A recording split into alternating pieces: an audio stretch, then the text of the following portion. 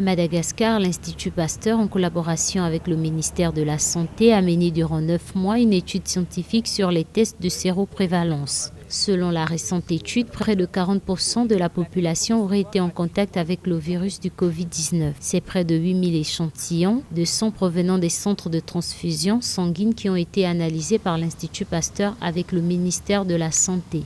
Suite à la sortie de cette étude de l'Institut Pasteur, pour plusieurs raisons. Tout d'abord, ce qu'on peut énoncer, c'est qu'il y a un précédent entre les autorités malagasy et l'Institut Pasteur, puisque, souvenez-vous, au tout début de la crise sanitaire et des premiers cas détectés de Covid-19 à Madagascar, il y avait eu des tests qui avaient été surestimés, puisque 67 cas positifs avaient été détectés, alors qu'à Madagascar, il n'y en avait que 5, ce qui avait provoqué une réaction vive des autorités malagasy et surtout le retrait des premiers tests faits par l'Institut Pasteur. Cette étude tend à montrer que, malgré les mesures mises en œuvre par le gouvernement, le virus a fortement circulé à travers le pays. Cependant, la Grande Île a enregistré moins de décès comparé à d'autres pays. À ce jour, le pays compte 17 587 cas, dont 16 992 guérisons et 259 décès.